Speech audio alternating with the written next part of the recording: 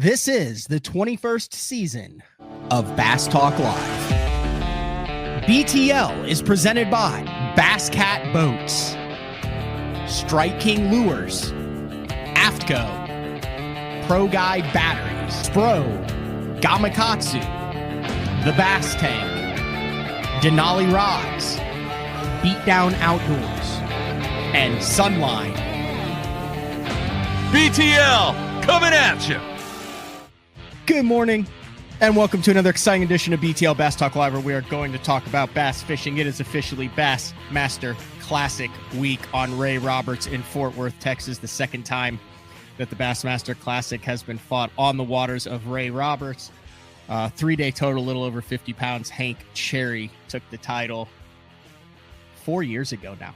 Wow, it's amazing how time flies. A lot to digest here. Typically, Bassmaster Classic practice week doesn't mean, it means a lot, but because they practice on a Saturday or a Friday, Saturday, Sunday, and then they get Monday, Tuesday off, and then they practice one day on a Wednesday, and then they have media day on a Thursday, and then the tournament starts on Friday, and it's typically in the spring.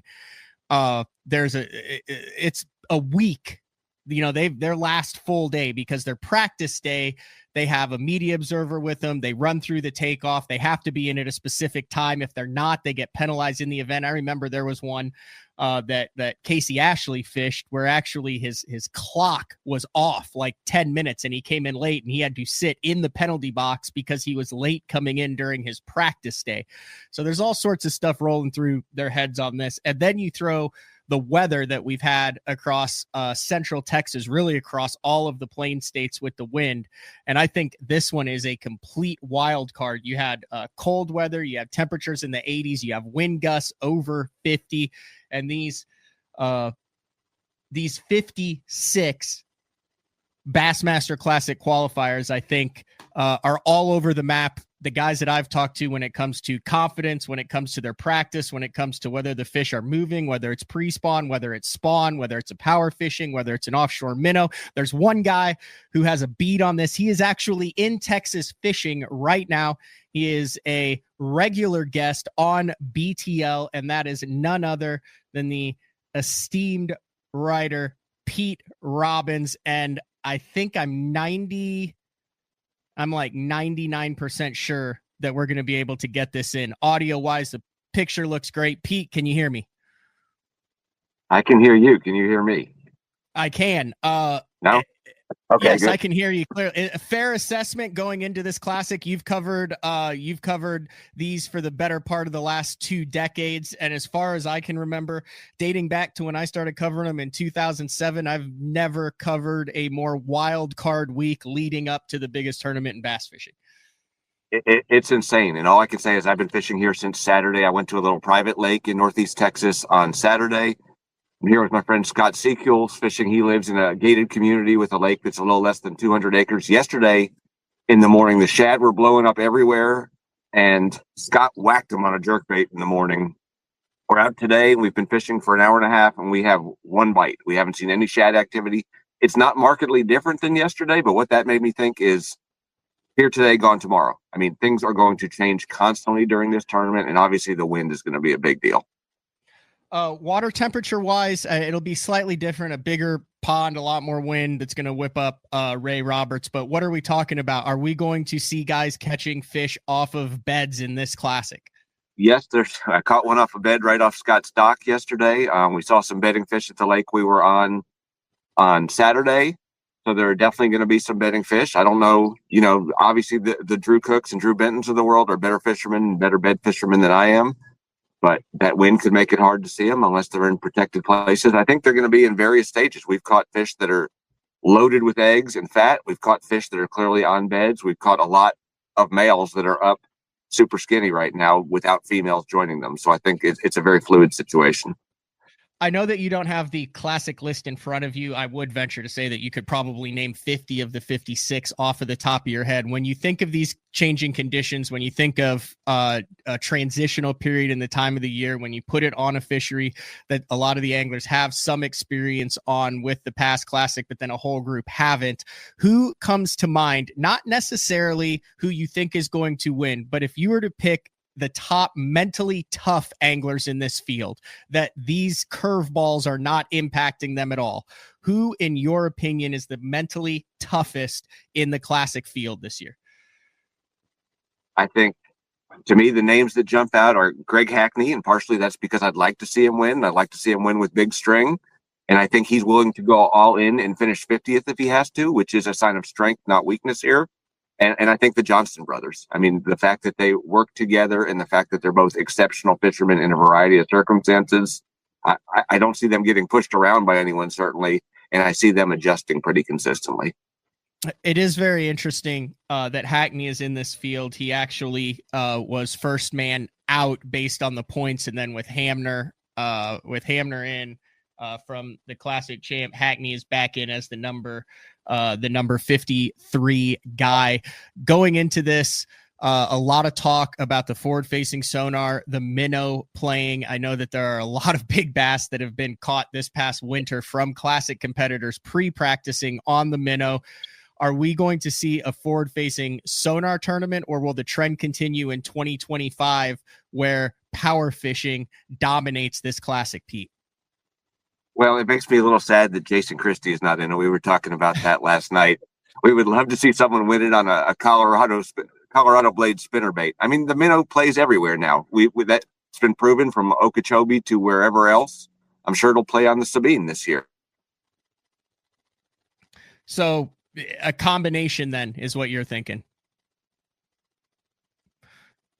I knew we had Pete that would be a little frozen some of the time because of where he is in Texas, which he's frozen now. So I'm going to kick him off, and I will bring him back in when he gets it. So one of the other things that I wanted to talk about before we bring Pete back in is it has been a while since we have seen a Bass Nation angler. There you go. You're back, Pete. Had me back. Sorry about that.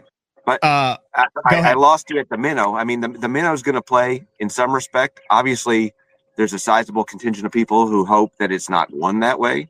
You know, if you win that way, you win that way. Does it make it less exciting for some of us? I guess it does. But, you know, these guys are good. It's a professional sport. You win the way you can win within the bounds of the rules.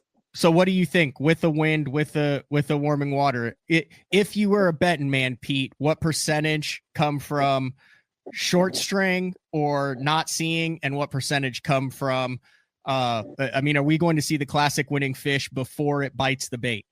I don't know. I mean, I could speculate, and my hopes are that we're going to see it won in a cool way, that we're going to see it won on a glide bait or on a spinner bait or Hackney pitching jig on braid. But there's a pretty good chance that it'll be won with the minnow. That's kind of a lazy, weak answer, but it's the truth. Yeah, I mean, there's also a chance that the winner could catch a 6-pounder on a bed, a 6-pounder on a glide bait, a 6-pounder flipping timber, and a 6-pounder shaking a minnow. That's a real possibility out here with this fish. Isn't that the sponsor? Isn't that the sponsor's dream, though, that they get to sell 10 different things as a result of that? I mean, it totally would be. Here's my hope. And I can say this honestly, we've watched over the years guys who've won the classic and done nothing with it. And that's, you're right. It's not a meritocracy, or it is a meritocracy. Whoever catches the most and the biggest fish wins.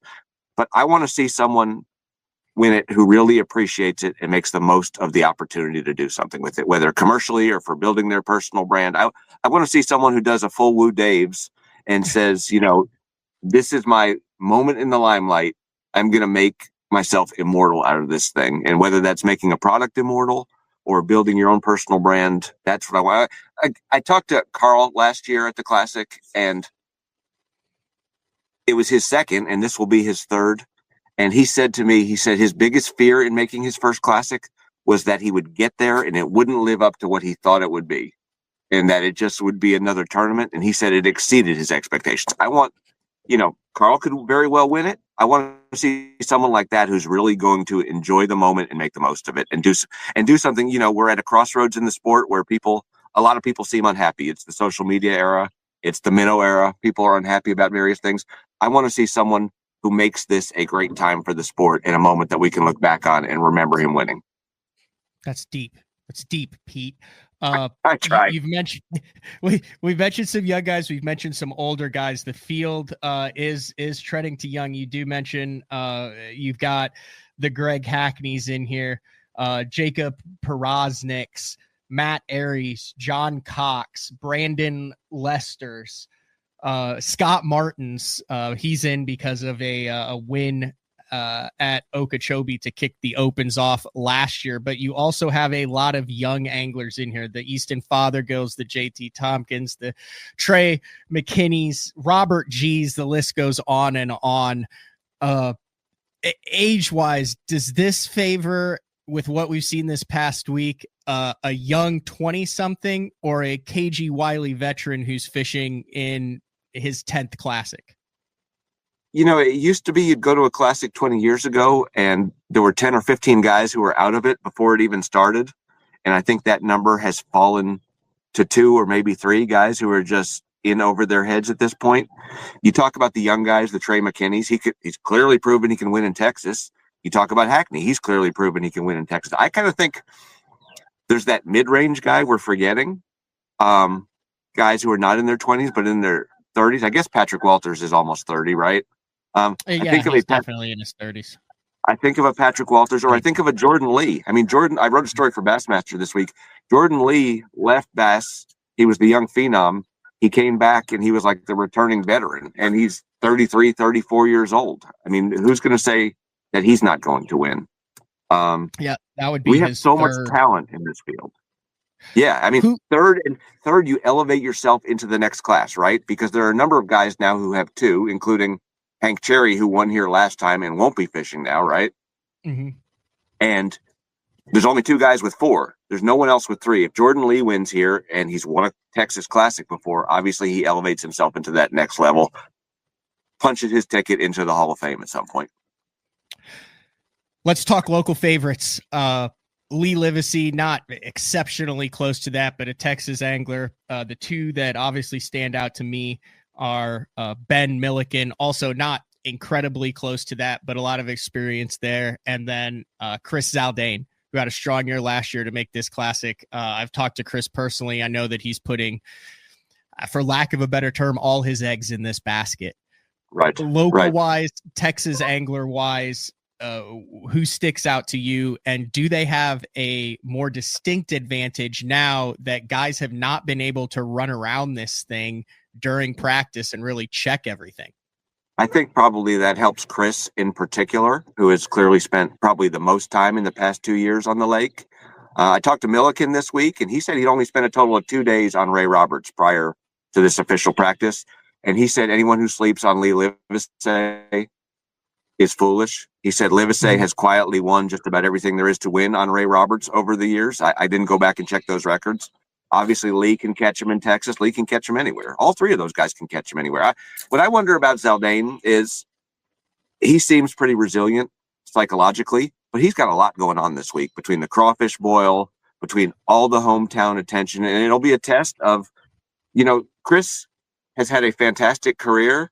He doesn't have that signature win or signature title yet. Obviously, if you get this one, it's a big freaking deal, right? To win the Classic on your home pond or anywhere else.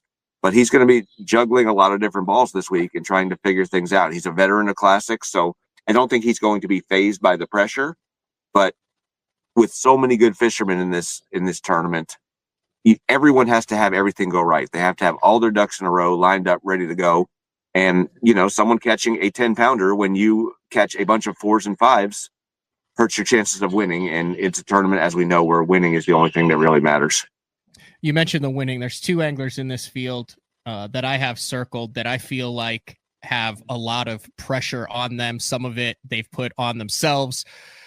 Other of it is, from the media and just longevity. Basically, the only tournament or title that Greg Hackney does not have on his resume is a Bassmaster Classic win. Scott Martin also coming off of the DQ, the self-reported DQ at Okeechobee on the home pond, but unfinished family business has been his theme since not returning, but since making the Bassmaster Elite Series. Do you think those guys feel pressure? Is there pressure on them? And are Scott and Greg the guys who the most eyeballs will be on to really cement a legacy with that Bassmaster Classic trophy? I shouldn't say cement a legacy. Their legacy's already cemented, Pete, but kind of the cherry on top of a incredible Hall of Fame careers. I think there's pressure on them, but I think both of those guys, from what I know about them, and I don't know either one real well, is that they don't feel the pressure. I mean, they're guys who, like you said, they're sort of playing with house money at this point. They both have major titles. Hackney has multiple major titles. Scott is possibly the greatest professional angler of the YouTube era. Their careers are cemented, and that gives you the freedom to go out and go for broke and really fish hard in a way that can put you in 50th place. I think neither of them, if guys say it's my first classic, it doesn't matter where I finish, but that no one wants to walk across the stage with one fish for 2 pounds. And I think that's a harder pressure to deal with if you're a younger guy than if you're a Scott or a Greg. The last time we saw a Japanese angler take the classic title was Takahiro Omori. He knew it in the last 15 minutes and crazy. We've got 2 anglers in this field that are red hot. 2 Japanese anglers that do things that are unique, that are different, that are redefining finesse fishing in Taku Itu and Koya Fujita. I think there's also a legit shot that we go into the final day of this thing, Pete, with one of those 2 anglers vying for the classic title. I hope so. I mean, they're both fantastic anglers, and they've both proven that they can close out a tournament. And you think back to when Jordan Lee won at Conroe, no one was really thinking that finesse was an option to win a Texas Classic. So in 8 years, we've gone from talking about finesse guys not being competitive to finesse guys expecting that one of them will be in the top 5 or the Super 6. And that's great. And one other international angler I want to talk about is Jeff Gustafson, who had a terrible start in Florida. And he's not out of it in the AOI race, but he's sitting in like 95th right now. His best chance to get back to a Knoxville Classic may be winning a Texas Classic. So, Gussie's another one who doesn't seem to feel much pressure, but at the same time, he has to be feeling pressure to either turn it on the elite side or win this one to get back to Knoxville, where he's been dominant. The Classic qualifier, Pete, in the past has gone on to do great things in their career. We almost saw Jordan Lee make a miraculous comeback on Gunnersville when he was representing Auburn University. Do you know anything about the 2024 College Classic qualifier, Dylan Atkins? I know very little about the College Classic qualifier. Say that 10 times fast. Yeah. I know comparatively little about the Bass Nation qualifiers. Okay. I know a little bit, obviously, about the guys who came out of the EQs because they've had a little more pub. But, it would be cool to have a college winner, obviously. I think that would be big things for the sport. I think there would be some huge resentment at the top of the game because guys who feel like they've paid their dues will be frustrated that someone who effectively paid very little to get there in terms of time and in terms of money gets to win the title. But again, the rules are the rules. You think back to when Pam Martin Wells was in it, people were upset that a female qualifier got in through a lesser a less rigorous qualifying mechanism. But, this is good for the sport. I feel like we're at an inflection moment right now where everyone was so mad about things. People were mad about forward-facing sonar or rules infractions. And then Palaniuk wins.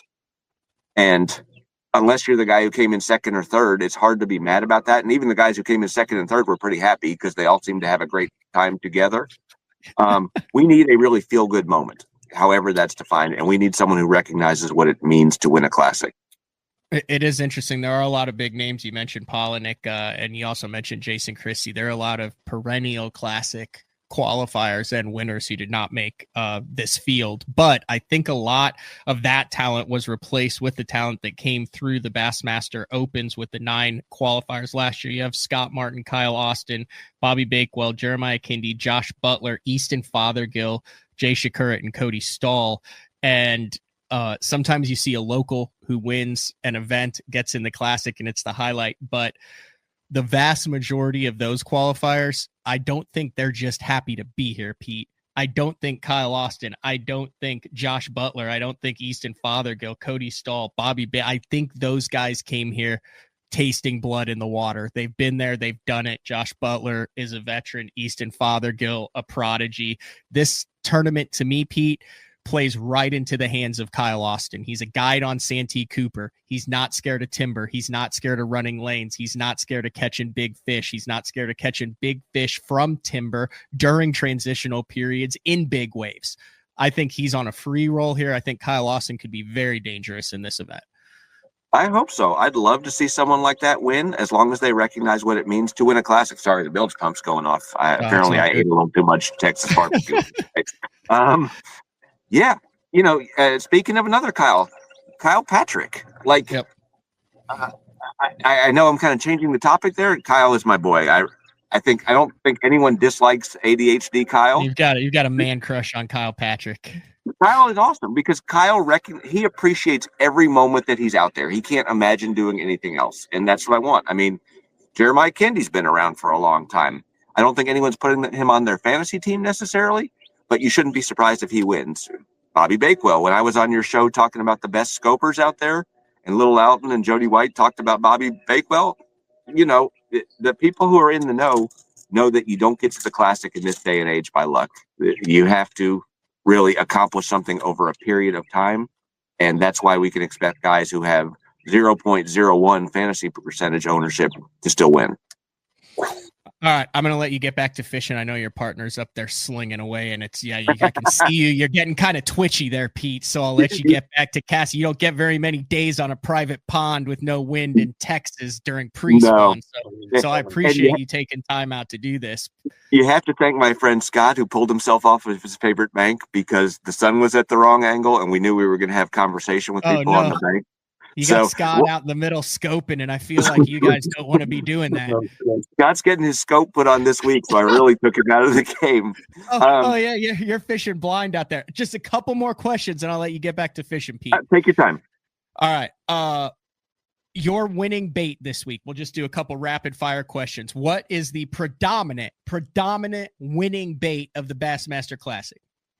I think you're going to see a third of the guys go out and pinging around with a minnow. You're going to see a third of the guys go shallow with a spinnerbait or a jig or something like that, and sort of a third wild card stuff. I mean, we've seen baits like that Clutch Boss seems to show up every tournament now. And I don't know that they're sponsoring anyone. It shows up because it catches big fish. I'd love to see something new. With Scott and I were talking about that last night. It doesn't seem like there's as many Classic introductions this year. It seems like in the past year we'd have like 50 new Classic introductions of baits. I'd love to see something that we've never heard of and someone make himself a millionaire, not just through tournament winnings, but by promoting a new bait that came out at the right place at the right time. There's a sleeper bait that has come up in a couple different conversations of guys that I talk with, not necessarily, actually not at all in the tournament scene, but has been putting a lot of big fish in the boat. And it is that soft glide bait. There's a number of companies that are making them right now, but it's kind of got that like fiber in between. I think if there's a wild card bait, I think that one might be a player. Otherwise, John Cox is going to win with a Cinco. Or a general, a wacky rig general. Max set general. That's John. Yeah. And he's going to do it with no electronics. He's going to do it just laugh. I mean, who could be mad if John Cox wins this tournament? He's kind of in that Steve Kennedy class, right? Whether he catches them or not, he just seems happy to be fishing every day. And that's what the sport needs right now. Is it a record-winning weight for this year's Classic? It could be. I mean, we hope so. What's the winning weight? 69.11, Van Dam? Yeah, these are yes or no questions, Pete. Oh, I'm sorry. I'm being a little long-winded. I say yes. No, you're not being long-winded, but you can't just say like possibly, because then that's like the whole thing. Is like people are being like, Pete, I say yes. I say yes. Someone is going to have a 30-pound bag and two 22 to 24s. Ooh, so that would put them over 69.11. How many bass over 8 pounds caught during the 3 days of competition by all the competitors? 10, including a double digit. A double digit in the classic. Has there been a double digit in the classic with did Clun catch a double digit down in Florida in 05? Clun did, and Preston Clark did as well. Okay, so there's been 2 double digits in the classic. Here's the next thing. How much of an impact do you think the weather will have in the actual classic? Will the weather become the main storyline, particularly on Friday? It's the story right now. It'll be the story every day. I know you don't have a crystal ball on this, but you've got a little bit of insight behind the scenes with bass, with your writing.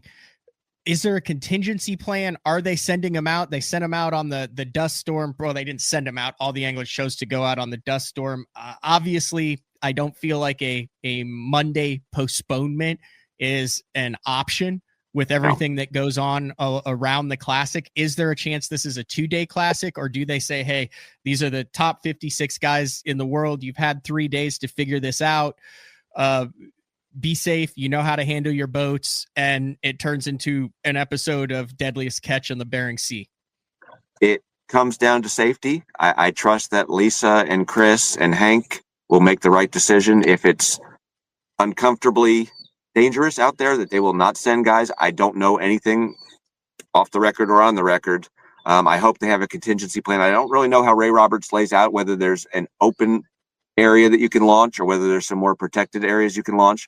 But I think if it's likely to be dangerous on the main lake, they will not send guys out. And that's a hard decision to make. The last time I think of that happening was the Catawachi Classic, when we had a fog delay till about 10 or 11 o'clock in the morning. And guys were out there running around with radar, trying to learn radar the morning of it. And I seem to remember Ike's Marshall told me, I wish Ike could drop me off in Venice because I was scared we were going to hit a wellhead. So I intentionally ran with Kelly Jordan as a media observer in that because I know he was going to Venice and he did not have the radar on his boat. And how was it? The wildest thing I have ever seen in my entire life, Pete. The guys with radar were balls to the wall. Kelly took him an extra hour to get down there. He only had half an hour to fish. He literally made one pass. His best mat, his first flip, he jacked a 30-pound bull red that absolutely decimated the mat. He ended up piecing a small limit together, and then I just sat there tucked in as we just ran through oyster bed steaks for 30 miles on the way back. But on the way down there, it was nutso. You know, there's been a lot of criticism from the keyboard warriors about bass management right now. Mm-hmm. And I don't agree with most of it. I think they've come into a very tough situation in a lot of ways. But I think eyes are on them, and they're going to get criticized whether they cancel a day or whether they send guys out in the rough stuff. I hope it's a clear-cut decision. It is. I'm looking at the Deep Dive app now, and, it looks like there's going to be a good portion of kind of down by the dam and stuff. But, man, it is going to ramp up, gusts into the 40s before that. All right, pick your winner. Can you pick a winner, or since you're covering it, do you not pick winners? Is it like that thing where like Herb Street's like Herbie's calling the game, so we're not going to let him pick here. Pick 3 guys, Pete, that you think your winner is going to come from. Is that fair? Patrick Walters and either Johnston.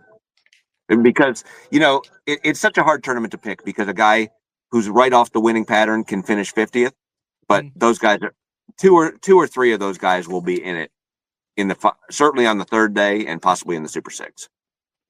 All right. Have you caught any today? That's the key question. That's the crazy thing. Like Scott, we had 30 fish yesterday morning and mostly on a jerkbait. And today I've caught one and Scott just caught one on a worm. I mean, the conditions are exactly the same, and yet things are not moving. And that's what tells me this is going to be a tournament of adjustments, and the guys who adjust are going to win. Like, are you on a big bass pond there? I hear Private Lake, Texas. I'm thinking you've got a potential for a PB here, Pete. Absolutely. It's a 200-acre lake. Oh, it's good size. Yeah. Record back in the 80s. It had this, I could say that? Yeah. Oh, it was a 2-time Texas state record holder back in the 1980s. Wow. So I don't know that Scott has caught a double digit, but he's caught a lot of 7s and 8s out of here. I like it. I look forward to seeing you this week in Fort Worth. Maybe spend a little bit of time in the stockyards, throwing a few cold ones back. And until then, enjoy the rest of your time on the water, Pete. Thanks for having me. If I can just make one plug, have at it. I may not get to the expo, which is one of my favorite things because I have substantial writing obligations. But my wife Hannah will be there wearing our logo, Half Past First Cast. If you see her there, please stop her, talk to her, get a business card. And if you are running a booth, stop her. She'd love to film some content with you. We're all about fishing and giving people unfiltered information. And I would also say I have it pulled up right now. I don't think you can see it, but if you are going to Fort Worth, you can go to halfpastfirstcast.com. There's basically a visitor's guide, where to eat barbecue, the best barbecue joints, all sorts of food, all sorts of cuisine, all sorts of articles that you guys have up there, plus info on all of the international trips that Pete and Hannah offer. So definitely worth a trip. So catch a big one, Pete. Like I expect to see. I'm headed to Texas as soon as we're done with the show here. The classic crawfish boil to support St. Jude and Cook's Children is tonight, 6 to 10 p.m. You must get tickets if you're going. It's $150 a ticket, limited tickets. This is the last couple hours. So if you're not catching this live or in the immediate replay, but the classic competitors will be there. Hundreds of pounds of crawfish, cold beverages included. Go to classiccrawfishboil.com for all of the information. It's at Texas Whiskey Ranch. I'll be there along with a bunch of other people tonight. So thanks, Matt. All right. See Pete. All right. That is the one and only Pete Robbins. Dude, that takes a lot to get Pete to stop fishing. I know how much of a hardcore angler he is. And I know that, I mean, I could have just cost him an 8-pounder, but I greatly appreciate it. All right. We're going to take a break. I was like almost last second getting onto the show today because Golf Channel had on the playoff of between JJ Spawn and Rory McIlroy, the 3-hole playoff on TPC Sawgrass, number 16, 17, and 18. They actually tied yesterday, and the players, when it is tied, it goes into a 3-hole aggregate, which got me thinking a little bit about overtime, a little bit about ties, and how badass that would be in the Bassmaster Classic. So we're going to take our one break of the show. When we come back, I want to touch on that. And then I also want to kind of get people up to speed on what we've got from Bass Talk Live during Classic Week, where I'll be, where Frank will be, where you guys can come if you're going to be at the Classic Expo, where you can see us. So it's BTL on a Monday, Classic Week. We'll be back right after this. The new Puma STS has been redesigned from the ground up. With the angler, design, function, and performance in mind, nothing on this new offering was compromised, and the only thing carried over from the previous version is the name. Based on the Soft Touch series hull that started with the flagship Jaguar, this new model is nimble and performs incredibly well at all speeds with either a 250 or 300 horsepower engine. Featuring a new 96-inch wide-body footprint, this hull measures out at 20 foot 7 inches in length. Industry-leading design coupled with tournament-winning performance. The Puma STS from Basscat. Feel the rush.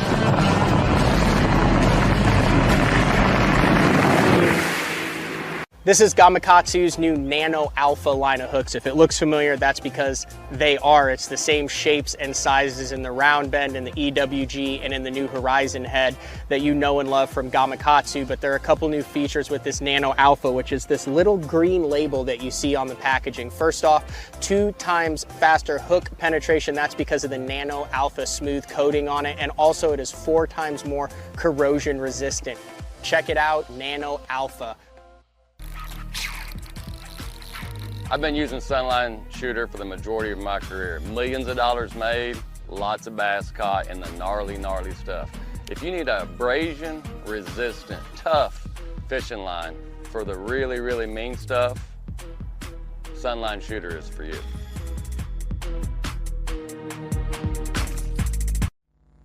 Your early morning mentality is your every hour mentality. All gas, no brakes. Focus. purpose, power.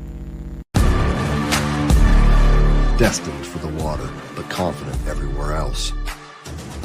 A calming buzz before the storm, the truth of nature itself. You can't catch lightning in a bottle. There's a limit out there, but it's not with your gear.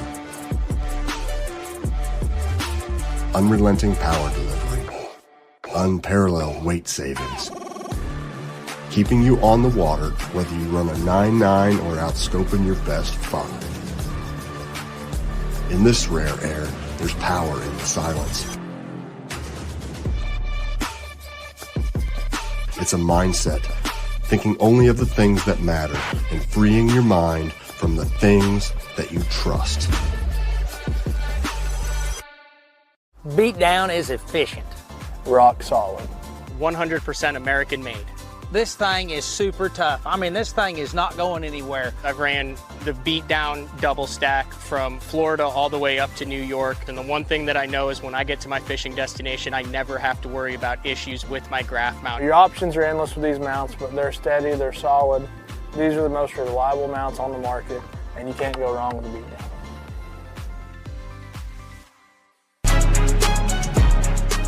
When you're ready to hit the water, Denali Fishing has you covered. Regardless of your skill level, from beginner all the way up to tournament pro, Denali has rods, reels, and tungsten to get the job done.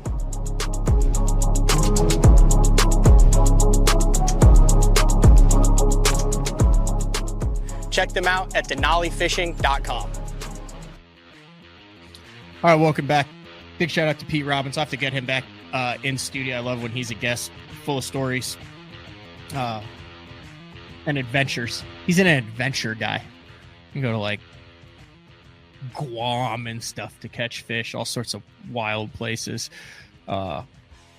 Speaking of a wild place, will be the Bassmaster Classic Expo, Friday, Saturday, Sunday. You can look at the, I will update the YouTube description below this on the show, but we'll be at the Pro Bass Adventure booth on Friday and early on Saturday as well. If you have any, going to be in Fort Worth and want any information on Bacharach, El Salto, also Josh and the guys at Pro Bass Adventure are giving away a trip. I believe it's a 4-day, 3-night trip to either Bacharach or El Salto during a time of your choice. All you're responsible for is airfare, and you can go by the Pro Bass Adventures booth at the Classic and register for that. Also, chat with the guys that are down there, with Josh, who's been on BTL, with the other guys from Pro Bass Adventures. So if you have any interest in that, highly look into it. Also, we'll be at the Bass Tank booth a lot, along with Scott Palmer. I know he's gotten a great reception from BTL for some of his on the water stuff that he's done with electronic setup. If you guys have any questions about that, I will be at the Bass Tank booth along with a bonus Frank Scalish. I believe that is a Tuesday. It's a 2 in there. Saturday at 2. I have to get all my schedule. Like I said, look at it. I will have all that out on my Instagram account at Matt Pangrak, also on where it'll be. And then as I have it, I'll update it. Friday morning, we're also doing a live from the Pro Guide battery booth. If you have any questions about lithiums, I know Miles Berghoff will be there. I believe Jeremy Lawyer will be there, myself, a bunch of other guys who run the Pro Guides. If you have any lithium questions, that's a great time to do that. And then Saturday at 12:30, and it's actually like in the description of this past Thursday show, and I want to say Sunday at noon. You know what? I should probably look that up. But that's the times we're going to be there. Check it. I know it's Saturday at 12:30 is when the first chance to meet Frank, the man, the Frank Scalish, at the Pradco booth. You can actually get online and look at the booth numbers on the Bassmaster Classic website. If you go to the expo, they have a great layout of it. So at the Pradco booth, 12:30 each day, there'll be a limited run of specific Pradco bait. I believe Frank said he thought that it was the FX colored series of the Rogues.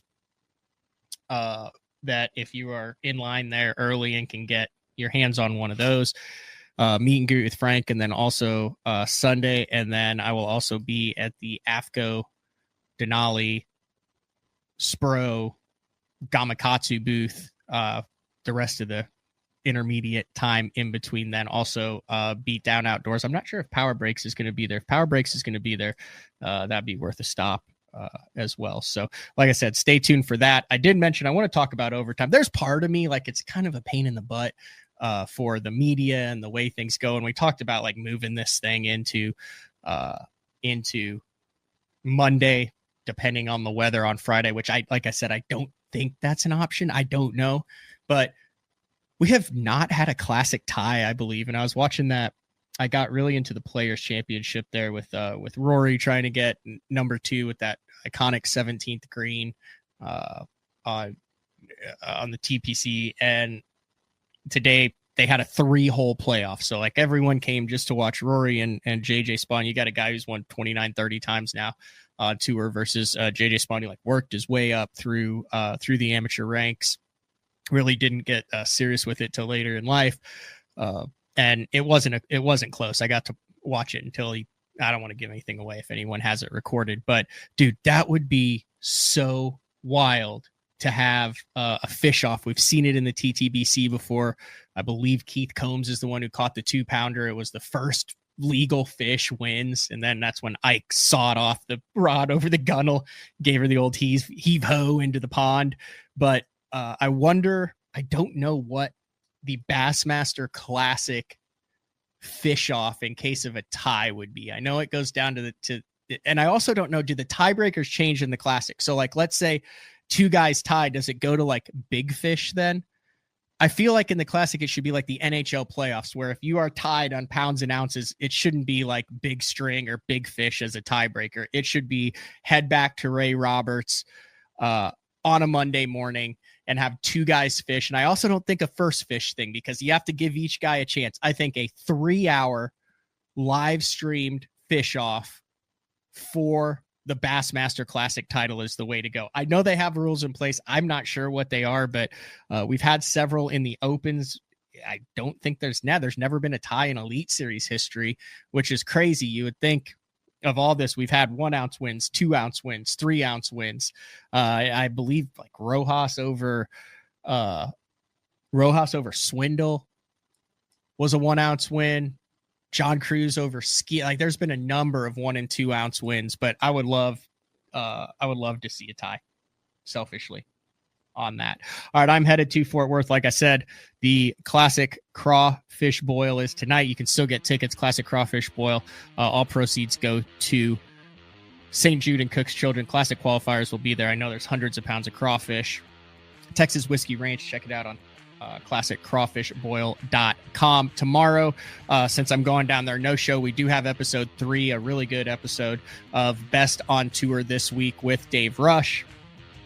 No show on Wednesday, and Frank is driving on Thursday. We will be live Friday afternoon from the Bassmaster Classic from the Pro Guide Batteries booth, and we might throw a couple extra bonus lives in there as well. But that's all we got. Big shout out to Pete Robbins for making it happen. He could have easily just said, hey man, now I'm fishing a lake that's had a couple state records out of it in the 80s. Don't know if I'll have service, but took the time. Greatly appreciate that. And if you're headed to Fort Worth for the Bassmaster Classic, safe travels. If not, enjoy the biggest week in bass fishing. We'll talk to everyone later. See ya.